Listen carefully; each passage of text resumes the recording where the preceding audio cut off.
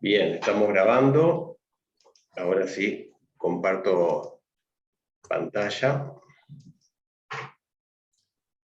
Y hoy, bueno, para estar a tono con el partido de Uruguay, van a ver que hay en el título, en el subtítulo, mejor dicho, una referencia a la Copa.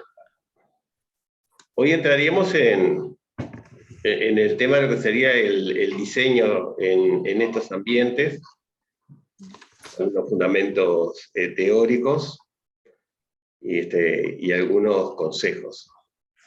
El penúltimo encuentro que vamos a tener. En la evaluación va a estar dada por una presentación en Geniali, que después les voy a contar más. Bueno, entonces lo que vamos a ver hoy es un poco a qué me refiero cuando hablo de algoritmos e interacciones humanas, algunas pautas generales sobre lo que se considera diseño instruccional. También vamos a sobrevolar el tema de la evaluación en estos ambientes y, como viene siendo costumbre, una chapa al final. Ahora, ¿por qué está esto de algoritmos en interacciones humanas? Esto está relacionado con algo de lo que empezamos a conversar, por lo menos yo empecé a contar sobre lo que son las redes sociales y su influencia en la educación, redes de aprendizaje, de trabajo, redes de investigadores, etcétera, etcétera. Y a ese respecto, hay una consideración de Andy Stallman que tiene varios libros sobre estos temas, es más bien del área de comercio, de marcas, marketing y eso, pero tiene algunas consideraciones que las traje acá, porque dice que los abrazos lo que hacen es generar la hormona oxitocina en las personas, por eso todo el mundo se pone contento, se alegra, se siente feliz cuando recibe los abrazos, ¿no? Dice que por lo menos habría que estar abrazándose varias veces a lo largo de un día. Pero que en el tema de las redes, los likes, o sea, el tema de las redes y de todo lo que uno coloque en internet, cada vez que alguien pone me gusta, eso él lo identifica como un abrazo virtual. Y que eso puede liberar también oxitocina y hacer sentir feliz a la persona que sube y tiene un me gusta. Ahora, claro, cuanto más me gusta empieza a generar una publicación, posiblemente más feliz se puede, o más complacida se puede sentir esa persona. En lo que entra fuera allí también es el tema de la interacción entre personas. Si nosotros estamos hablando de estudiantes, hace muchos años en primaria, antes que apareciera Ceibal, yo había creado, junto con una cantidad de maestros, una blogosfera educativa, que después cuando empezó a funcionar el servidor de Ceibal, la pasamos para que se coordinara desde Ceibal.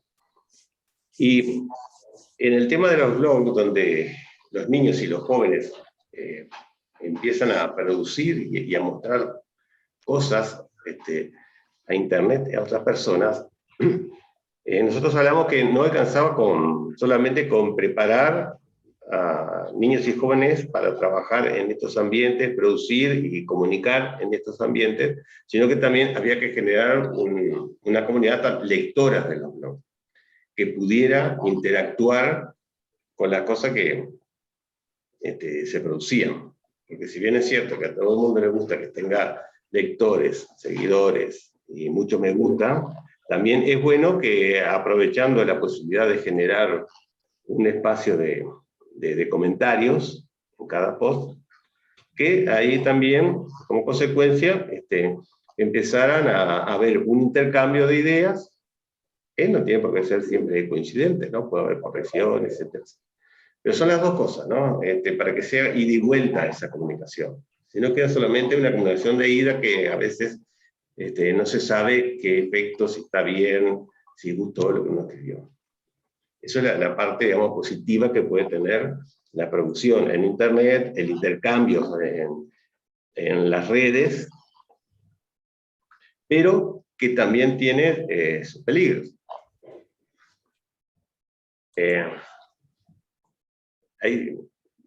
José, en realidad no sé si es Jose o algo así, porque es una autora holandesa, no se llama José, el nombre de ella es Joana.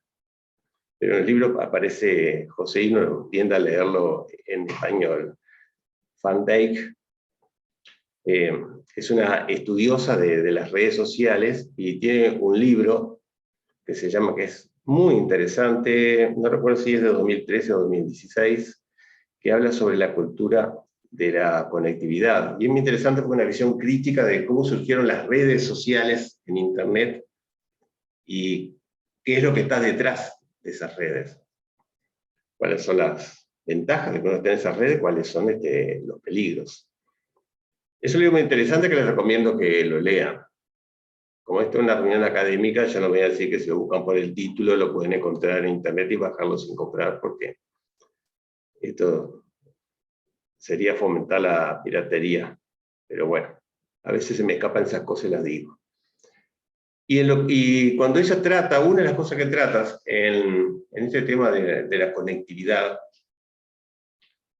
y dice que más que interacciones sociales, entre personas se generan conexiones. Y que esas conexiones no siempre están dadas o no están totalmente dadas por los contactos que una persona pueda generar o apoyar o aprobar, sino que tiene que ver también con los algoritmos que están detrás de las redes. Si ustedes tienen Netflix, por ejemplo, ven que cada tanto les dice, califica este título, ¿no? Dedito arriba, dedito abajo. Y en función de la cantidad de veces que ustedes califican como que les gusta el título de una película, de una serie, de un documental, se va creando una base de datos interna que en función de los resultados que van teniendo, se va buscando títulos que más o menos estén relacionados con lo que nosotros ponemos que nos gusta. Lo mismo aparece o se genera algo así cuando uno entra a algún lugar, cualquier lugar que sea, y a ratito le aparece en Google, estuviste visitando tal lado. Bueno, ¿puedes decir algo sobre ese lugar?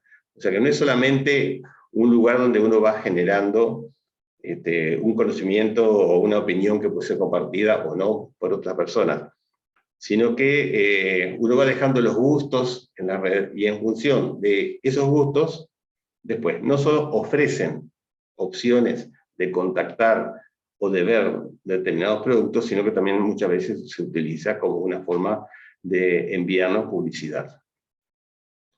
Ni qué hablar si después se utilizan con otros intereses, como sucedió cuando se destapó todo aquel lío que se armó con las elecciones en el Reino Unido, elecciones no, con el plebiscito sobre si se abandonaba o no el espacio europeo. Y bueno, Facebook habría facilitado determinados datos que eso hizo que se inclinara hacia un lugar la balanza política. Es decir, que dentro de las redes también, entonces, está toda esa maquinaria que es automatizada, en el cual no tiene nada que ver las personas, sino totalmente automático, que genera conectividad en función de los lugares que uno visita, de lo que le pone que me gusta, de lo que pone que no me gusta, y a partir de allí se ofrece un abanico de posibilidades. Pero son algoritmos, o sea que no entran las personas. Y hay que tener claro bien esas cosas porque es uno de los peligros en los cuales nos enfrentamos, ¿no? Que nos tracen un camino que está fundado, está ofrecido por un sistema informático y no por personas. Entonces, es mucho más amplio el libro de Van Dijk. Les recomiendo que si pueden, tienen tiempo, que lo lean. Bueno, entramos en el segundo punto, diseño instruccional. Y entonces, seguimos con el fútbol. Imagínese usted que a mí se me ocurre hacer un curso, voy a tomar un ejemplo para hacerlo totalmente en línea, para enseñar a un jugador de fútbol a ejecutar tiros libres, para que vaya más al arco y menos en las tribunas.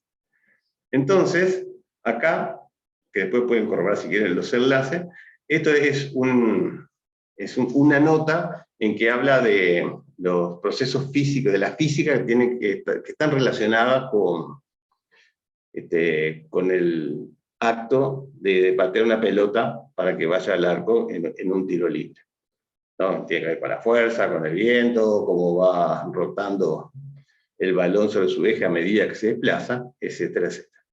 Entonces yo pongo esos conocimientos en mi curso para un grupo de jugadores de fútbol. Ahora, con eso no me alcanza. Entonces le coloco un video que enseña a patear tiros libres de una forma perfecta. Entonces, tengo acá un espacio que relaciona con la física, que es un soporte teórico, otro espacio que muestra la práctica de cómo patear tiros libres. Perdón, ¿qué pasó acá? Se me fue el... Y, bueno, lo acompaño con las reglas de juego que están elaboradas por la FIFA y que se aplican en todas partes, ¿no? Me faltó el enlace. Si no, les dan un clic e iban a ese material. Ustedes saben que en este mundo, si no son compatibles con FIFA, bueno, vayan cambiando de deporte. Entonces, para armar mi curso, yo tengo sustento teórico, la física, fuerza, velocidad, traslación, etcétera, etcétera. Tengo un video para enseñar, o un grupo de videos para enseñar a patear tiro libre de forma perfecta, y tengo las reglas de juego que me van haciendo estas cosas, a cuándo tiene que estar la barrera, el tiempo que yo tengo para poder ejecutar tiro libre, etcétera, etcétera. Entonces, aquí va una pregunta, y quien quiera comentar, por favor, hágalo. ¿Alcanza con esto como para que yo pueda crear si crear un curso lo puedo crear, obviamente, pero para que ese curso sea bueno, o sea, que permita a mi estudiante, en este caso un jugador de fútbol, aprender?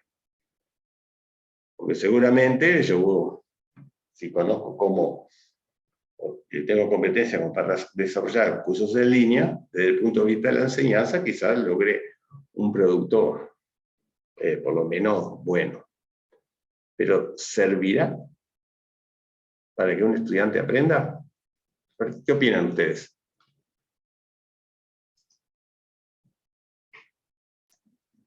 Se abren comentarios.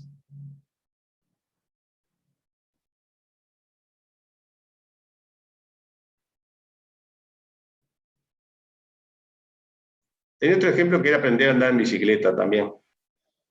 La pregunta es si el estudiante aprenderá a hacer Sí, eso. sí. Si realmente se podrá suceder un buen aprendizaje de parte del estudiante. Sin jugar al fútbol. ¿Cómo? Sin jugar al fútbol. Con los elementos que les presenté, no incluye jugar. Entonces no, según bueno, yo. Es decir, falta la práctica real, ¿no? En el caso que había hecho yo también era más amplio los materiales que había reunido la bicicleta, estaba todo explicado. La parte de la bicicleta, que había parte de historia, cómo había que lograr equilibrios, etcétera, etcétera, pero faltaba montarse en una bicicleta y andar. Acá lo que falta es tener una pelota, un campo de juego y pegarle a la pelota. Y bueno, que haya un arco y no posible una barrera o algo que oficie de barrera. Entonces, esto es un ejemplo. ¿Cómo, Carmen? Y un público. No te vi. un público. Me quedé pensando en las diferencias entre jugar sin público y con público ahora. Un público también, que eso incluye. Entonces, este es un ejemplo burdo, pero simplemente para plantearle dos cuestiones. Que ahora le armamos un trabajo en equipo, yo lo separo en grupo y hay 3 o 4 minutos para que intercambien y después me cuentan. Uno, entonces, ¿qué es lo que yo pierdo en la virtualidad? Siempre desde el punto de vista educativo. Y el otro punto, ¿qué es lo que yo gano en la virtualidad? Si bien este curso no es solo la atención al espacio virtual, sino que es la integración del espacio físico en el espacio virtual, vamos a ir un poquito por ese lado para pensar. Entonces yo ahora voy a parar de compartir la pantalla, y ahora lo divido un ratito en grupos, que lo hago en forma automática, de paso ya se van conociendo. Y 3 o 4 minutos nomás, porque si no, no nos va a dar el tiempo, para que ustedes por lo menos compartan sus ideas. Así que ahora voy a crear los grupos. Ricardo, ¿podés retirar la pregunta? Sí. La pregunta era, ¿qué es está relacionada? ¿Qué es lo que gano en la virtualidad y qué es lo que pierdo en la virtualidad? ¿No? Desde el punto de vista educativo. Bien. O sea, obviamente son aproximaciones porque no van a tener tiempo de discutir el tema, ¿no? Pero por lo menos para ir mirando esas cosas. Bueno, voy a crear 6 grupos, van a ser asignados en forma automática. Esto solamente va a demorar entre 30 segundos y un minuto en que se abran todas las salas, y dentro de 5 minutos los vuelvo a reunir acá. ¿Ah? Bueno. Bien.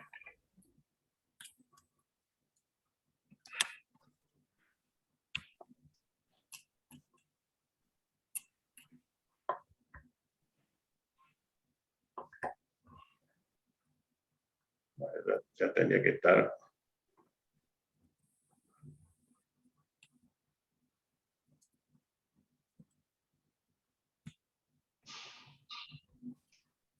No se van, no se quieren mover. A ver qué hice mal acá.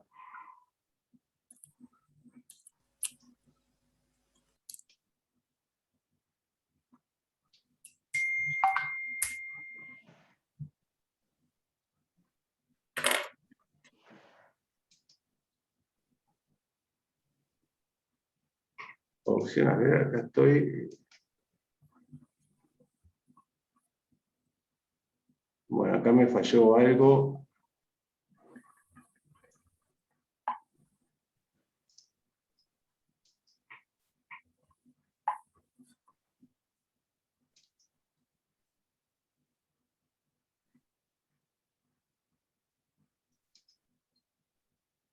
Ajá.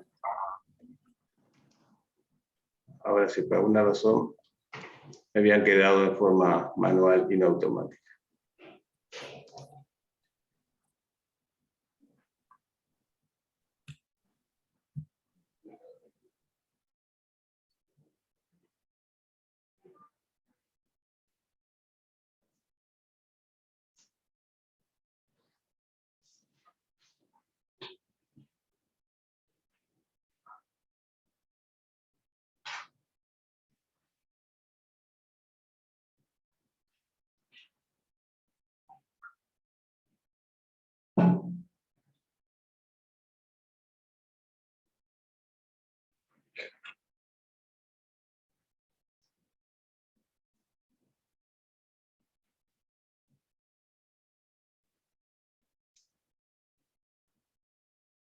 Bueno, Samuel y Fiorella, no sé si llegaron después.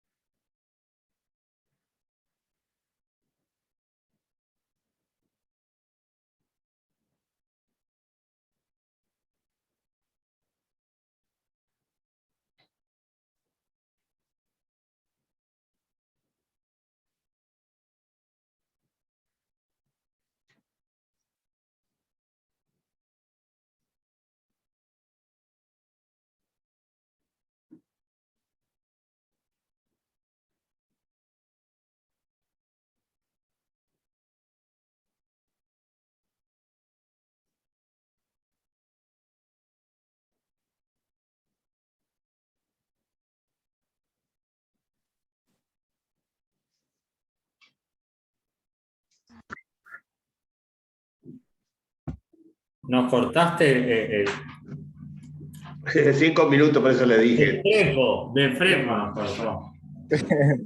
No nos alcanzó el tiempo. Muy, muy mal actué. En realidad debería haber pasado para avisar que se estaba por terminar el tiempo, pero si iba e interrumpía, menos tiempo le iba a quedar. Aparte, es un ejemplo que le quería hacer. Si esto lo hiciéramos con estudiantes, obviamente no solo quedar más tiempo, sino que hay que habilitar algún mecanismo para que se presenten sus ideas, ya sea un formulario, un muro virtual o simplemente una presentación en PowerPoint o algún otro software o plataforma de presentaciones, y que después quien oficie de secretario del grupo haga la presentación de esas, de las conclusiones en las cuales arribar, ¿no? Pero si hiciéramos todo eso, acá no nos daría el tiempo. Pero es interesante saber qué opinan ustedes. A ver, ¿quién quiere empezar?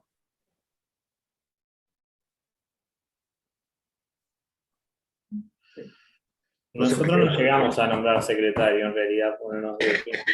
Bueno, entonces, Yo no tengo problema. el Yo no primero tengo que hable. problema. El Yo primero no que tengo problema. ¿Querés que hable? Sí. Habla, Claudia, ahora o nunca. Bueno, yo intercambié con Laura Delgado y con Patricia Virriel, y bueno, y anotamos como aspectos, digamos, como ventajas, bueno, el aspecto como de globalización del conocimiento, ¿no? De acercarnos a la posibilidad de hacer cursos, bueno, como o en otros lados, ¿no? Eso por un lado, ¿no? La globalización del conocimiento en ese sentido de acercarnos, y después también citamos una experiencia de acercarnos al mundo de ellos, con esta experiencia que tuvimos de realizar el TikTok y todo eso, ¿no? De utilizar instrumentos que habitualmente nosotros, por lo menos el grupo nuestro, no conocía, y bueno, una forma de acercamiento, ¿no? Y lo que sí que dejamos en claro, que compartíamos las tres, era que, bueno, la virtualidad fomenta la creatividad del docente, siempre, porque nosotros tenemos que generar instancias para que el alumno esté conectado siempre, digamos, no deje de conectarse, no pierda el interés por una clase u otra, estar siempre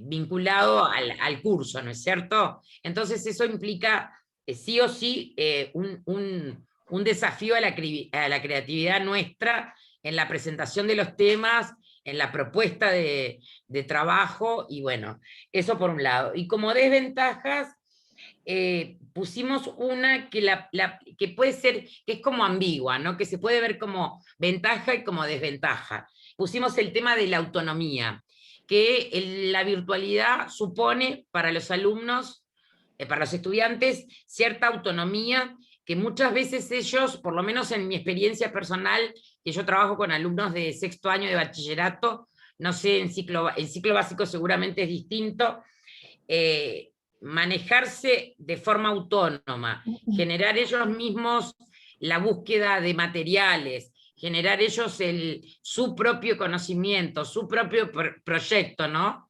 De eso se trata la materia que yo doy, genera como una ambigüedad, como un miedo a esa autonomía, a esa libertad, pero a la vez después, a lo largo del curso, muchas veces se pueden apropiar de eso y generan buenos contenidos, ¿no? Eso es como en síntesis lo que hablamos. Claro. Pero, ¿te puedo hacer una acotación? Sí. Esa autonomía tiene que ir acompañada por nosotros, digamos, no es... No, por supuesto. No, claramente. No, autonomía en el sentido de que, bueno, vos les das las pautas, pero ellos, digamos, les das guías. Un acompañamiento, ¿no? Una tutoría. Exactamente, sí, no. Y más con chiquilines de liceo, ¿no? No, pero yo te hablo en el caso mío particular de 6º año que están por entrar a la universidad, ¿no es cierto? Que van a ejercitar la autonomía de ahora en más, ¿no es cierto? En ese puntualmente. En bachillerato, por lo menos, les cuesta mucho. Tienen como esa ambigüedad que percibimos un poco, ¿no? Y que capaz que nunca le fomentamos con anterioridad a esto, ¿no? Claro, puede A mí ser. me hace mucho ruido, porque cuando les pedimos autonomía y pensamos en chicos de 17, 18 años con autonomía, y repasás para atrás, no digo que siempre y no digo que en todos los casos, pero me cuesta pensar en que les hayamos dado tanta herramienta para crearla. En un nivel terciario, me pasó que en un nivel terciario el docente indique, voy a subir un material a la plataforma, lo tienen que leer. Entonces, ahí a mí me genera como muchísimo ruido. Si realmente nosotros generamos eso con anterioridad a lo que nos está pasando ahora, y que sin duda creo que estamos todos convencidos que de acá para adelante hay que generarlo, eso seguro. Creo que estamos todos aprendiendo, ellos y nosotros, a trabajar en esta modalidad, porque también, perdón, una cosa que me faltó, que me pareció que lo dijimos con las compañeras, que era importante, el perder el contacto cara a cara, ¿no es cierto? Sí, eso es una desventaja. Nosotros también lo vimos. Es una desventaja bastante importante en el proceso de socialización, ¿no? El contacto cara a cara es complicado, ¿no? Laura lo planteaba incluso, capaz que Laura, vos desde tu rol de ascripta, incluso que es bastante mucho más complejo, ¿no? Bien. Sí, yo les contaba a los compañeros que esta era una de las cosas que realmente más negativas que tenemos del trabajo a distancia, ¿no? Porque obviamente la comunicación con los padres es por teléfono, por WhatsApp, pero el no poder ver al alumno o a los padres, ¿no? No poder leer los rostros, para nosotros es de repente ustedes, ¿no? Con las clases, ¿no? No sé, alguno que prende la cámara, nosotros estamos sin cara, sin rostro, y realmente es complicado. ¿Algún otro grupo quiere agregar algo? Nosotros como desventaja más o menos pensamos como ella, ¿no? El tema de la falta de interacción, eso lo vemos como una desventaja, y también veíamos como que hay muchas desigualdades en cuanto al acceso. Eso es una desventaja, ¿no? Las desigualdades en cuanto al acceso a la conectividad, eso hace que se pierda mucho, ¿no? Eso lo veíamos como una gran desventaja. Y bueno, como ventajas, también veíamos desde el punto de vista pedagógico didáctico que bueno, nos ha puesto a los docentes, como decía también Claudia, a mover nuestra creatividad y a tratar de pensar mucho más nuestras clases. Una clase virtual lleva, para mí entender, y esto es una opinión personal, lleva mayor preparación, porque vos tenés que hacer una mayor selección de los contenidos, los recursos, y bueno, esto genera como que pensar más las estrategias didácticas para llevar adelante en un curso virtual. Un poco por ese lado, no sé si algún compañero del grupo quiere aportar algo más. Y bueno, también creo que también compartíamos con el grupo anterior el tema que en este tipo de cursos, por ejemplo, ha permitido que mucha gente que está acá, que es del interior, no tenga que desplazarse y poder hacerlo a distancia, que eso es una gran ventaja y como que democratiza más, ¿no? La educación en ese aspecto. Exacto. Sí, una de las cosas, yo soy profesor de historia y soy subdirector de un liceo en la ciudad de Las Piedras, y yo, por ejemplo, como profesor de historia soy amante del papel, ¿no? Del libro, de la revista, del mapa, ¿no? De todo ese tipo de cosas. El diario, yo utilizo mucho la prensa en mis clases y demás, y claro, todo esto ha implicado para mí una metamorfosis, ¿no? Una reinvención. Yo veo que en el caso de muchos comercios diferentes actores, sobre todo económicos, está esa palabra, ¿no? La palabra de la reinvención, de reciclarse, ¿no? Y bueno, en mi caso, yo... ¿Te cortó? Se paró. El frío lo congeló a Richard. Lo frizaste, güey. Ricardo, lo frizaste, ¿qué pasó? No, es el viento, es el viento. Se cortó ahí. Se cortó. Ahí volvió. Yo estaba compartiendo eso, que al menos en mi caso estoy en ese proceso de un cambio de estructura, ¿no? O sea, de dejar ciertos recursos didácticos para adoptar otros. Porque yo creo que esto, si bien como yo lo compartía, todos deseamos el fin de la pandemia y demás, yo creo que el tema de la virtualidad, yo creo que es algo que llegó para quedarse.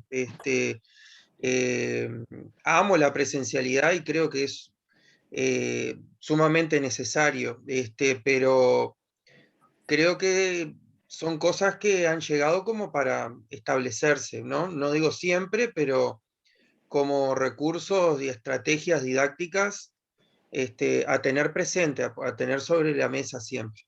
Y después lo otro, como su director, una de las cosas que están planteando las familias es que si bien, porque tenemos chiquilines vulnerables a los cuales se los atiende, van al liceo a usar la sala informática, o se les da tareas impresas y demás, o se les facilita el uso de la conexión a internet y demás, pero hay otros que tienen todo en sus casas, pero que se niegan a trabajar porque quieren volver, necesitan volver, casos de desánimo, casos de depresión en algunos casos. Entonces eso nos marca lo vital que es el encuentro más allá de las pantallas, el encuentro físico, el uno a uno, que para eso, como seres humanos, es ideal lo que la profesora planteaba hoy de la socialización, ¿no?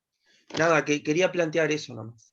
No, en eso tenés razón, el encuentro cara a cara es insustituible, siempre va a ser mejor que si estamos uno de un lado de la pantalla y otro en las otras pantallas, eso sin duda.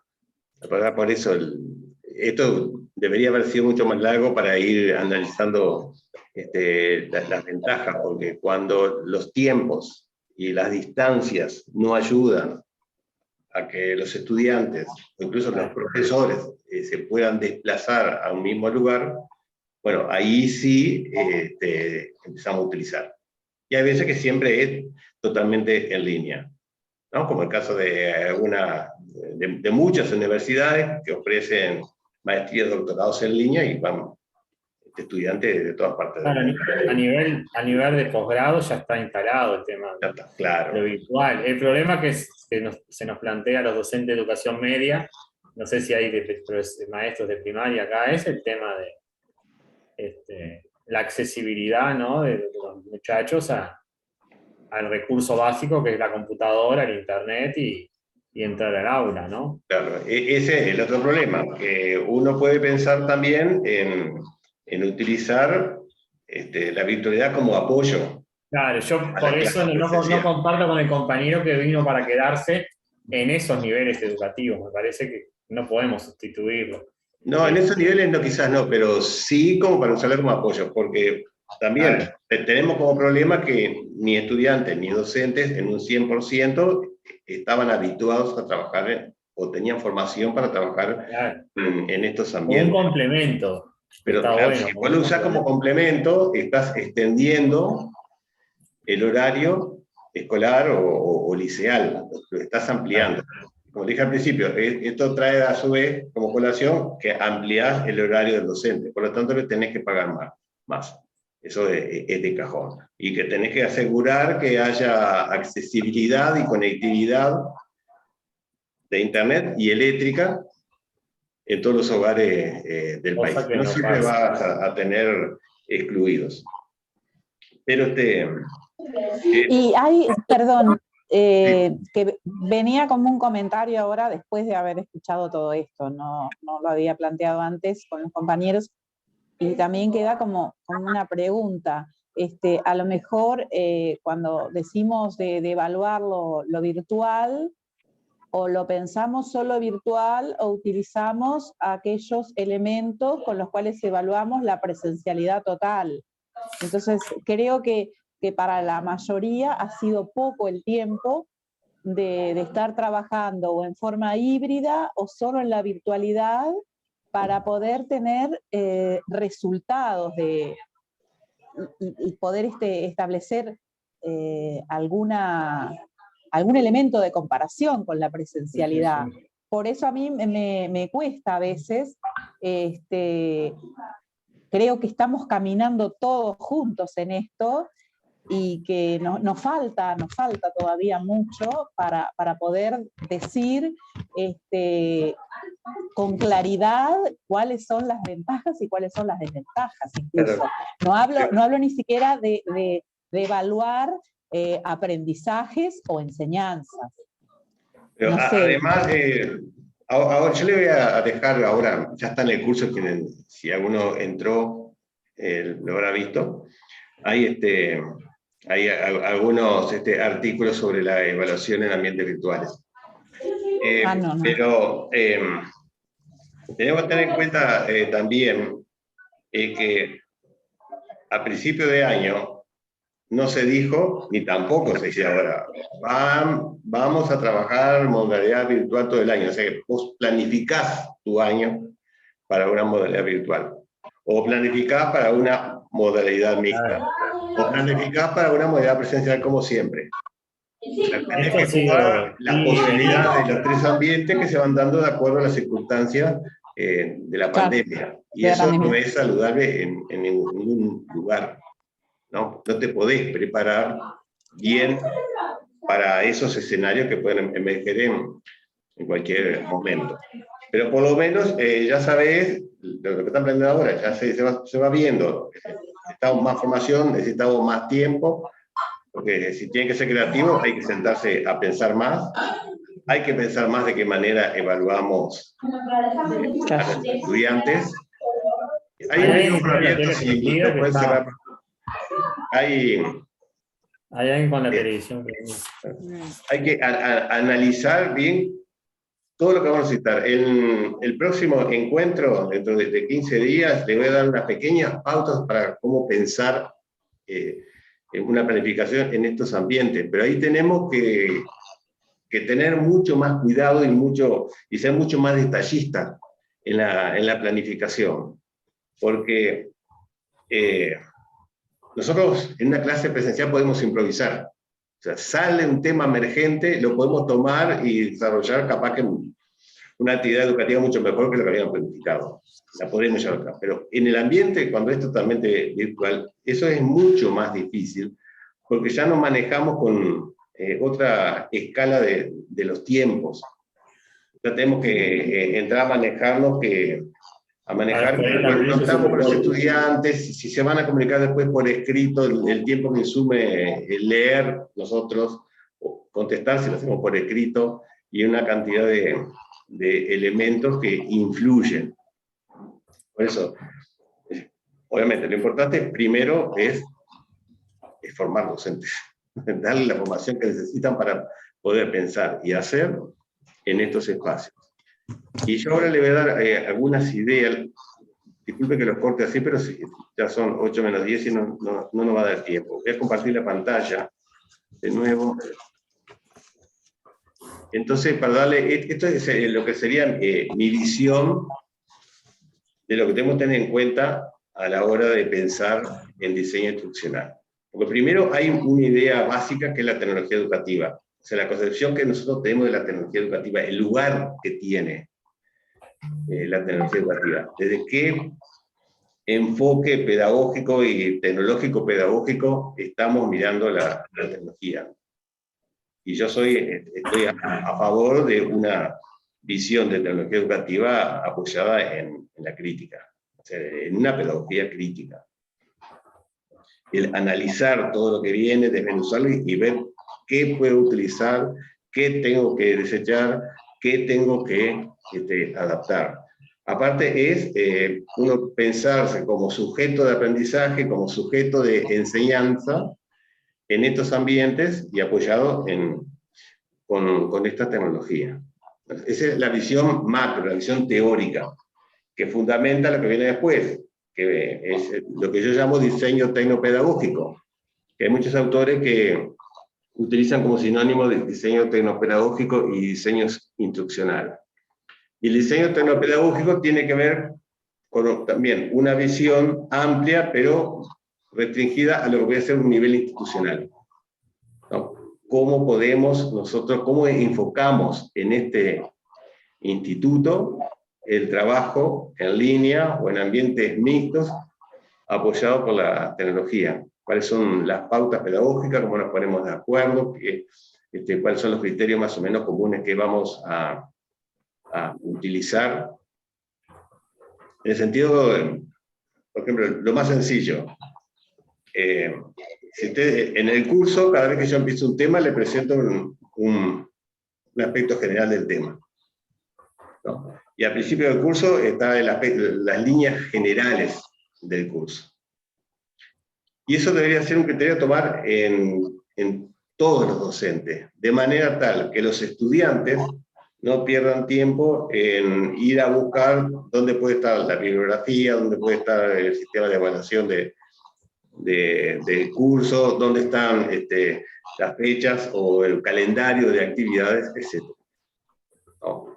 Esas son cosas sencillas, como por ejemplo que todos tenemos más o menos la utilización de las mismas fuentes de letra, los mismos colores para los títulos,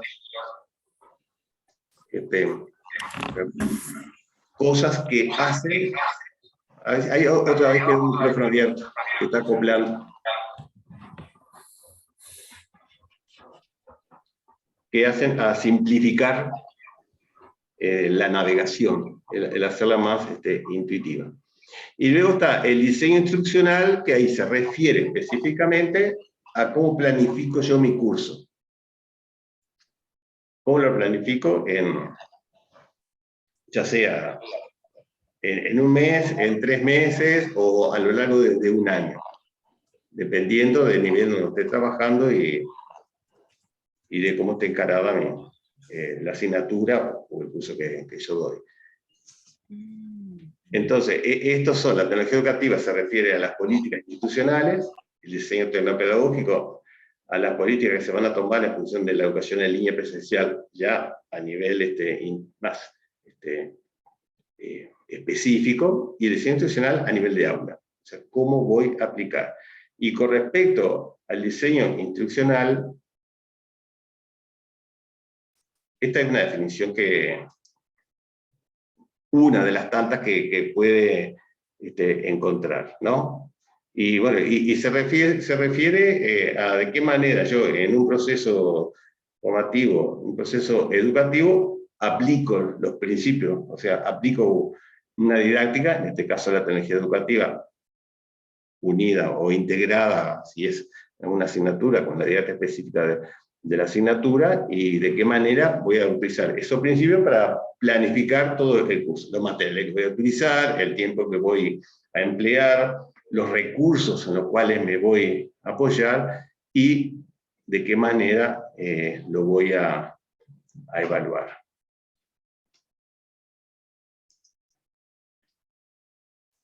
Entonces, cuando hablamos de diseño instruccional, nosotros partimos de una teoría de la instrucción. Instrucción es un nombre medio feo, ¿no?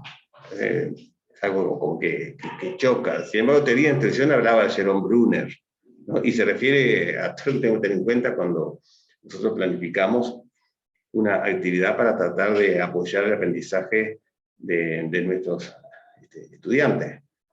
Eso nos lleva a que tenemos que tener un conocimiento del contexto, o sea, de nuestro contexto, del contexto de los estudiantes, para poder saber qué podemos reclamar. Porque, como estamos hablando hace unos minutos, si los estudiantes no tienen una conectividad buena, yo no les puedo exigir que cuando estén de pronto en un encuentro presencial estén con la cámara encendida, porque eso consume muchos datos.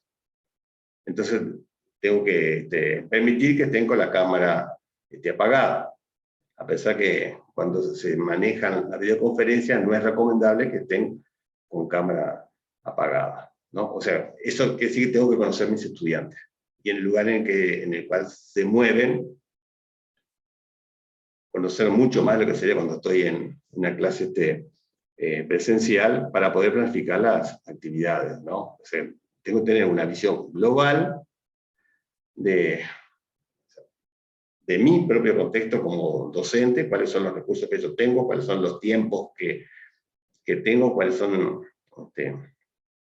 las cosas que me pueden facilitar más el articular situaciones de aprendizaje para mis estudiantes, los recursos con los que cuento, con los recursos con los que voy a contar, de qué manera puedo habilitar que mis estudiantes se pongan en contacto con otros recursos, cómo voy a potenciar el trabajo de ellos, si es posible hacerlo en grupos por fuera de lo que sería el horario que se fija en una clase presencial, ¿no? Porque eso no está de otra cosa. En línea no hay un horario. Por eso ahora lo que se está abriendo, se está considerando un poco más, es que cuando hablamos de créditos en educación, sobre todo ya en educación superior, a nivel universitario, por ejemplo, los créditos europeos no consideran solamente las horas clase, sino consideran también horas que insume la lectura de los materiales, la participación en actividades que impliquen trabajo en equipo, el tiempo de producción para trabajar en los foros, crear ensayos o algún otro tipo de presentación que se le pida a los estudiantes. Entonces, a nivel universitario, un crédito europeo, el sistema de crédito europeo que se transfiere a todos los países de la Unión Europea, un crédito equivale a 30 horas. Y esas 30 horas incluyen estos aspectos que yo le dije, no solo son clases. Y si nosotros decimos que, por ejemplo, en una escuela estamos 180 días en un año, y multiplicamos eso por 400, da 720 horas, 720 horas más o menos, si no me fallaron las multiplicaciones, son 720 horas de clase. Pero fuera de eso, al estudiante le llevó muchas horas más en función de la actividad que nosotros como docentes planteamos. Y el trabajo que tenemos como docente, que siempre se ha dicho y ha sido un reclamo desde tiempo inmemoriable, no solo son las 4 horas que estamos en la clase, están también las horas que tenemos que emplear para planificar, para estudiar, para corregir. Entonces, una cosa que está trayendo el tema de la virtualidad, desde mucho antes de la pandemia, es justamente el abrir un poco más la cancha a considerar horas más allá de lo que serían las horas presenciales, y en este caso ahora que podemos estar en una plataforma de Zoom. Y con respecto al diseño institucional, hay varios modelos. Algunos son más detallados, otros menos detallados. Estos esquemas los tienen todos en los materiales que están a disposición. Yo lo voy a pasar rápidamente porque todos más o menos tienen no los mismos elementos, pero sí los mismos puntos clave, ¿no? Por ejemplo, hay que analizar a los estudiantes, el contexto en el que estamos, fijar los objetivos, están los medios que voy a utilizar, está la evaluación, ¿no? Si pasamos modelo de Big Data, también identificar los metas, las instituciones, más con los objetivos y desarrollar toda la actividad. El de Jonathan anda en algunas cosas igual. Y yo me quedo en este modelo de ADIE, que es una sigla, Análisis, Diseño, Desarrollo, Implementación y Evaluación. Son estos elementos porque es sencillo y a su vez uno lo puede complejizar en lo que necesite. Y que yo trato de aplicar cuando diseño un curso en línea, ¿no? O sea, en el análisis primero de la situación, de los estudiantes que van a asistir a mis cursos, de lo que tengo que pensar en función de lo que puedo lograr, conociendo las características, o sea, de qué manera pueden responder para realizar las tareas que yo les voy a pedir, los conocimientos con los que llegan a mi curso, y en función de esto voy haciendo el primer diseño, que es la planificación, el desarrollo, que ya no es solo la planificación en cuanto a contenidos y tiempo, sino de los materiales que voy a emplear, y ya voy desarrollando los materiales que voy a utilizar, o los consigo, por ejemplo, videos que puedo emplear para apoyar, o los voy creando, ¿no? Presentaciones, otros videos, etc. Y después es la implementación, lo llevo a cabo el curso. Y cada una de esas etapas va siendo evaluada. Me voy evaluando yo en la marcha, como voy realizando mis tareas, y después, por supuesto, la evaluación a los estudiantes. Y recién hablaba de los materiales que voy a utilizar. Y acá les voy a poner un video, y me dicen si lo ven. Es cortito.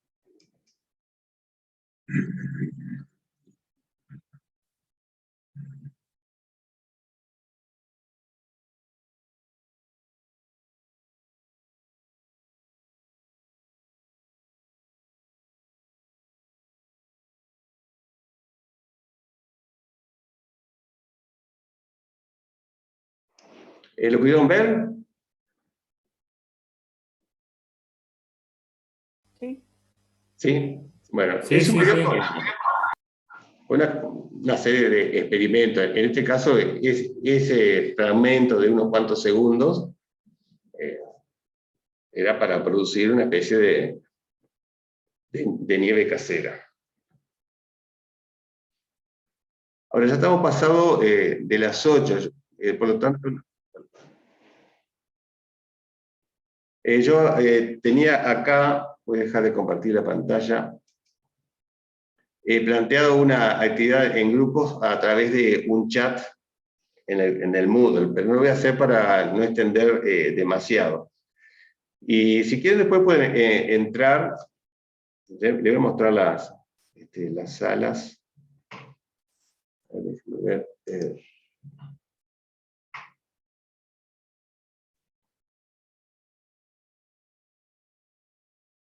voy a compartir nuevamente la pantalla. Había creado 4 chats, uno para educación inicial, para primaria, educación media y educación superior y universitaria. Y era sencillo, todos decían lo mismo, simplemente que al ingresar a la sala, de acuerdo a ese video, que imaginaran qué tipo de video podían crear ustedes para sus alumnos.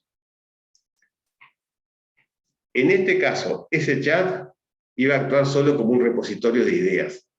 O sea, no iba a haber una discusión, sino que cada uno, los participantes, planteara sus ideas, a ver qué tipo de cosas puedo hacer. Porque entonces después allí queda, cuando uno revisa el chat, queda una cantidad de ideas que se pueden tomar. Si eso fuera con estudiantes, uno, pues, bueno, o lo dejo como repositorio, o hago un trabajo en equipo y cada uno proponga. Y en función del nivel, yo puedo decir que creen un video, y en ese video cuenten algo, presenten algún tema, o no sé, en el caso de primaria puedo pedir que haga alguna presentación con algún software sencillo, con algún esquema, o simplemente una presentación como un cartel en el cual escriban sus principales ideas. Y lo comparto con toda la clase, y bueno, en el plenario,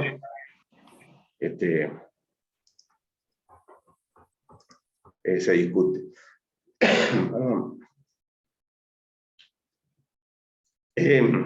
Yo le presenté acá dos actividades que podrían haber sido de equipo. Estas son, recuerde que estas son pausas activas que uno hace en la videoconferencia para que los estudiantes no estén todo el rato sentados mirando a un busto pausado. Hay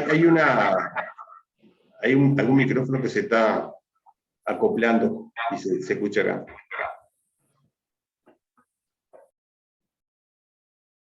Bueno, voy a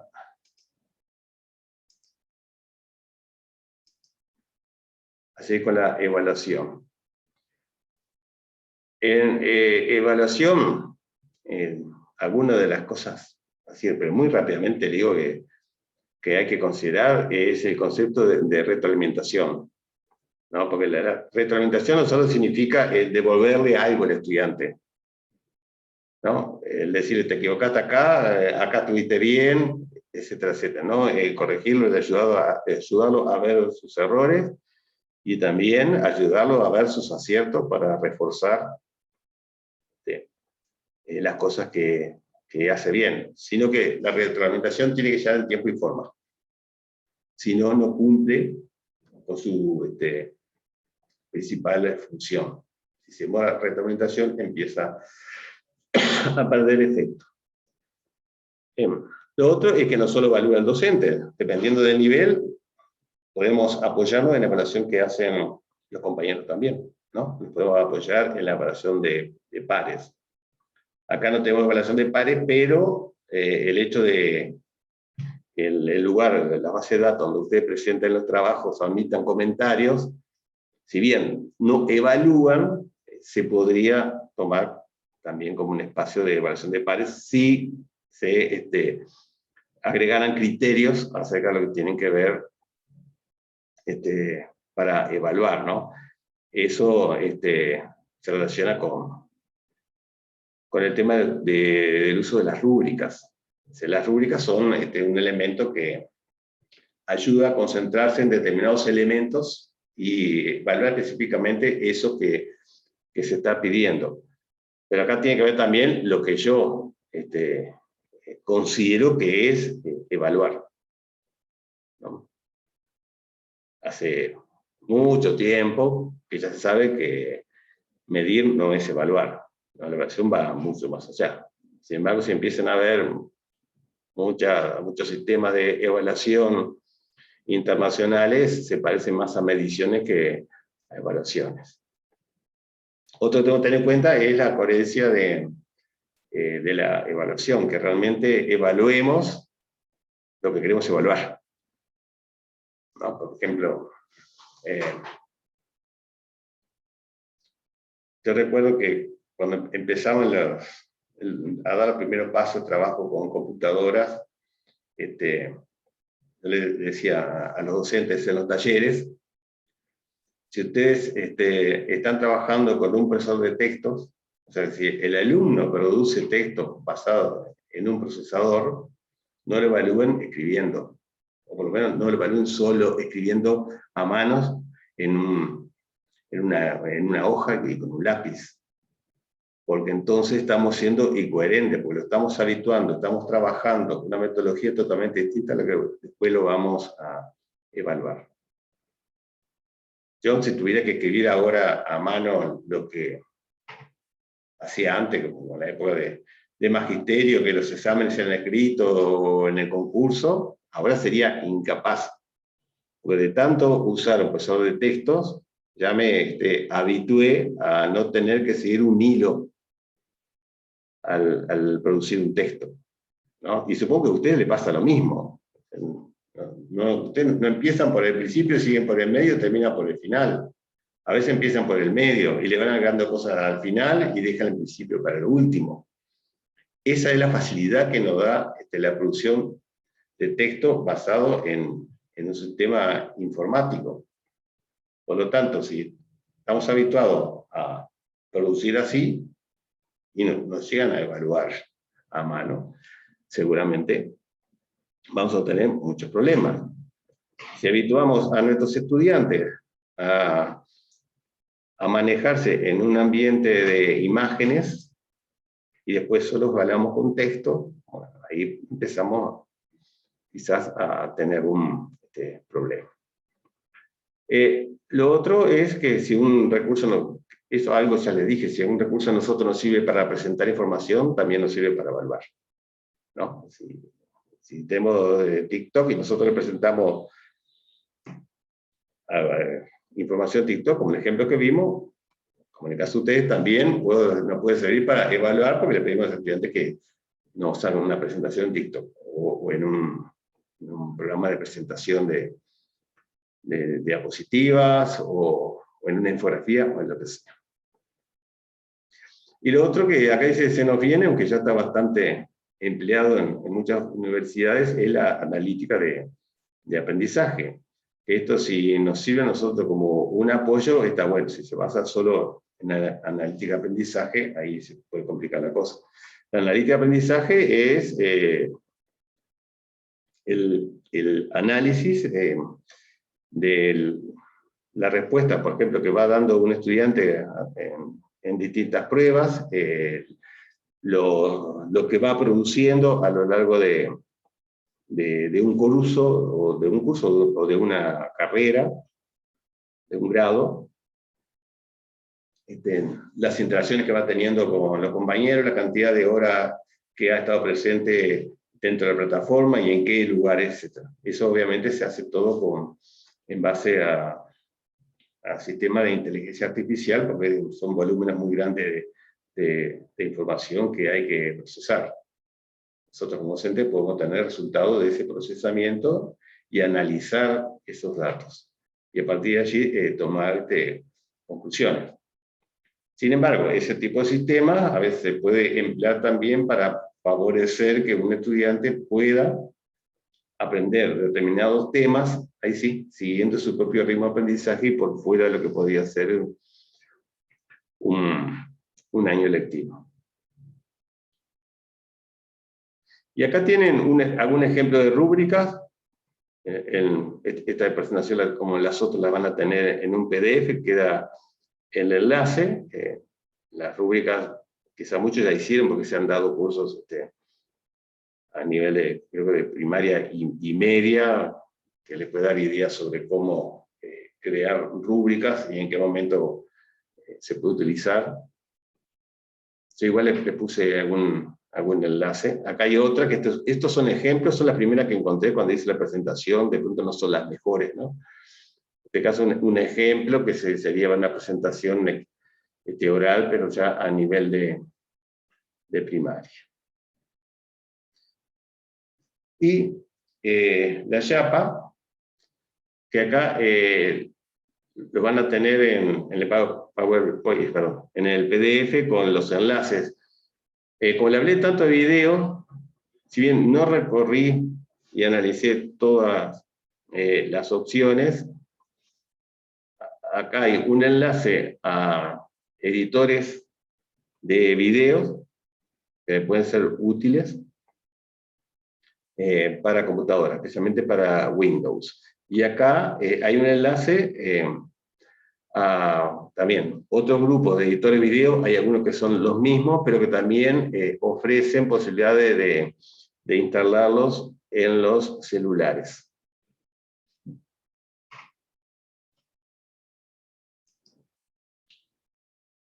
Entonces, son posibilidades que a nosotros nos ofrece la tecnología, que podemos ampliar y presentar conceptos a nuestros estudiantes. Le podemos pedir a nuestros estudiantes, a su vez, que creen un video que nos puede servir a nosotros para evaluarlos. Creo que ya les hablé del micro teaching o micro enseñanza, que se realiza en base a videos cortitos que se van presentando y que van abonando a una conceptualización de un tema un poco más amplio, como los videos de TikTok que hemos visto. Bueno, ¿algún comentario, alguna duda con respecto a esto? Una duda, Sí. no respecto a disposición. ¿Viste cuando vos subís los materiales? Esta vez subiste muchos, como me pareció a mí, capaz. ¿Cuáles son los que tenemos de lectura obligatoria, digamos? ¿Los que aparecen arriba o específicos? En realidad, así como lectura obligatoria, tomen lo que le van a apoyar para hacer la tarea. Ok. Bueno, por ejemplo, nosotros acá, de diseño instruccional, ahora no van a tener mucho que leer, lo van a tener para la próxima, para el trabajo final. Pero ahí, como son varios modelos, es una lectura rápida para seleccionar uno. Y es decir, lo leen, o se divide el trabajo y cada uno estudia o analiza una parte. En esto que yo le puse ahora, quizás lo de evaluación no sea tan importante en este momento, porque no está solicitado el trabajo, ¿no? Porque le voy a compartir ahora la pantalla. De nuevo. Ahora, lo que les pido es que hagan una presentación en Genially. ¿No? Acá tengo un enlace, hay cantidad de tutoriales para utilizar. Y esta es la pauta. ¿No? O sea que esto, como siempre, es sencillo, es un esquema. Que piensen qué actividad pueden desarrollar en modalidad mixta, y eso lo presenta en Genially. Bueno, ahí tiene el título, la actividad que van a hacer. Pero hay algo que está acoplando, que no sé cuál de las computadoras es. Va a tener, obviamente, el título de trabajo, qué actividad van a desarrollar, el modelo de diseño institucional que van a utilizar y por qué. Acá, como están en equipo, se pueden dividir los modelos y bueno, elegimos y ese lo leen. Los objetivos, el contenido, la evaluación, no exactamente qué es lo que van a hablar, sino qué es lo que van a evaluar. O sea, puntear aquellos aspectos que van a considerar en la evaluación, no tienen que hacer la evaluación. Y al final, fortalezas y debilidades de la actividad. Esto mismo, si quieren, les puede salir para la última tarea, que ahí sí va a ser el desarrollo un poco más pautado de una actividad que se puede desarrollar en ambiente mixto, la planificación de esa actividad. Por supuesto, no es una planificación detallada, sino también en una forma esquemática. O sea, puedo utilizar lo que empezaron a hacer acá o pueden crear otra nueva.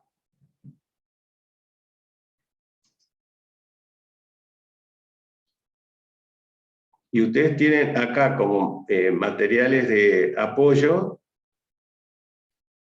bueno, diseño institucional y el modelo ADIE, ¿no? Si no lo van a utilizar, no lo leen. Empiezan a ver los modelos que están acá.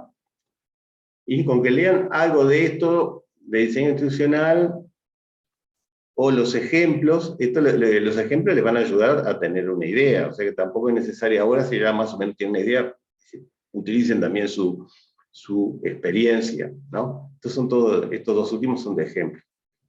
O sea, si dan una mirada rápida, se dividen en material, utilicen bien el dicho que dice divide y vencerás, o sea, divida el material en partes y cada uno toma una parte y así van a vencer.